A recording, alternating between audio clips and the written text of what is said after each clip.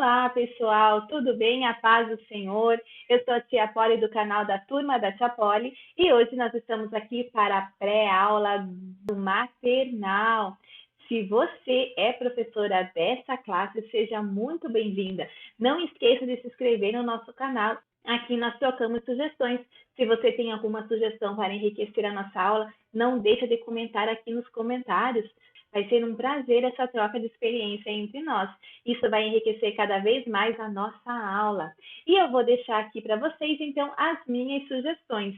Como eu falei, né, nas outras aulas, da importância do hino da acolhida, continua o mesmo das 3 palavrinhas. O hino do trimestre que eu trouxe para vocês, né, desde o comecinho, que é o Emanuel. Nós vamos até terminar essa parte de Jesus. Aí, quando passar a segunda fase da vida de Jesus, aí a gente troca o nosso hino também. E eu também quero sugerir para vocês que tem um hino, um conjunto chamado Prisminha, que tem alguns hinos no YouTube que falam do nascimento de Jesus, que falam quando o anjo aparece para Maria, quando aparece para os pastores, o caminho deles até lá, o nascimento de Jesus. Né? Então é muito bonitinho os hinos e você pode estar levando para a sua classe para eles poderem ouvir, certo? A sugestão da tarefa é o seguinte: leva um boneco pequenininho, né, para representar ali Jesus.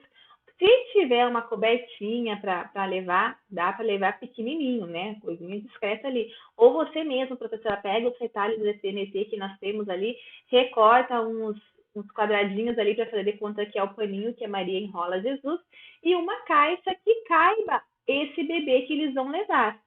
E aí, na hora do texto áureo, você vai organizar assim. Todos eles colocam bebês, professora já leve, uns bebês que às vezes acontece de uma criança esquecer, de mãe não ver, né? Ou se você vê, não funcionou a tarefa aqui na minha classe, não deu certo. Então, você leva um nenê, um paninho e uma caixa. A ideia é que a criança pegue o nenê e vai recitando o texto áureo à medida que ela vai dramatizando o que Maria fez. Então, né, a Maria teve seu filho pequenininho, enrolou em panos, né, e colocou na manjedoura. Então, a ideia é essa, que cada criança vai lá, pega o seu nenê, enrole, né, no paninho e coloque na caixinha que representa a manjedoura. E à medida que ele vai fazendo esse passo a passo, ele vai recitando o ciclo da memorização. Ok? E bem, todos passam e todos falam. Quem está escutando está memorizando. Quem está na vez de falar também já memorizou. Continuando lá. E por último tem a Bíblia, né? Vocês viram que no finalzinho ali tem a Bíblia, porque aí ele vai recitar onde que está escrito aquele versículo. Então é um passo a passo que ele vai fazendo até memorizar. Sugestão para contar a história. Nós já estamos, né, fazendo ali ao nosso teatro, então continua, né? Agora prepara um lugar para ser ali, pega uma das caixas dos bebês para fazer de conta montar ali, né, o nascimento de Jesus, a manjedoura, deitadinho ali, né? Coloca palha se tiver, ou amassa uns papéis, pica uns jornais ali, para fazer essa ideia, né, de como era onde Jesus nasceu, representando ali para eles também. Está dando certo o teatro? Como é que está acontecendo? Eles estão memorizando? Se sentiu um interesse maior? Não está? Comente, vamos trocando experiência, porque o que dá certo para uma turma talvez não dá certo para outra. E aí você tentou adaptar e essa sua sugestão pode trazer benefício para alguma colega que está tendo dificuldade de atrair a atenção das crianças na hora da história. Então, vamos usar esse canal para todo mundo sair edificado. O que é que você precisa ressaltar na história? A revista ela tem os objetivos, você precisa, mas tem coisas que a gente tem que pôr, né? Não, a criança não tem que entrar na escola dominical e sair só conhecendo a história que o pai de Jesus é o José, a mãe é Maria e ele nasceu na manjedoura. Mas como que ele pode aplicar aquilo que ele aprendeu ali na escola dominical? Então você precisa trazer uma aplicação pessoal do assunto que você está trabalhando na escola. E o que é importante então para eles? Mostrar para eles a família. Quem é a família? Como é composta a família de Jesus? O pai, a mãe e Jesus. Como que é composta a sua família? E a criança vai contar, eu tenho o pai, eu tenho a mãe, ou eu só tenho a mãe, não, eu moro com o vô, com a vó. Como é a composição da família? É importante ensinar eles a amar e a respeitar os pais, mesmo que os pais não estejam criando essa criança, né? Ah, mas o pai está preso. Então, tem muitas realidades ali difíceis que as nossas crianças passam, né? Que contam para nós, que às vezes chegam tristes, né? O pai mora só com a mãe fala muito mal do pai, mora só com o pai que fala mal da mãe.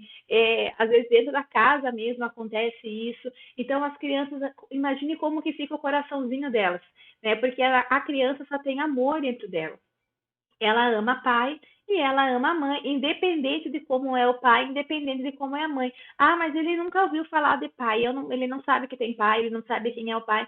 Então, tudo isso, né, traz marcas na vida da criança, né? Então, quando a mãe for abordar esse assunto dele não ter pai, não ter mãe, que seja de uma forma que não vá deixar com que a criança se sinta mal pela escolha que o pai fez, que ele se sinta rejeitado pelo pai, não é essa a ideia. Então, a gente pede que os pais possam pedir direção de Deus para falar sobre isso com a criança, para que não crie marcas nessa criança. A criança já sofre por crescer com a ausência do pai. Não é esse desenho que Deus fez para a família, mas infelizmente, pela desobediência nossa, pela maldade humana, isso acaba acontecendo.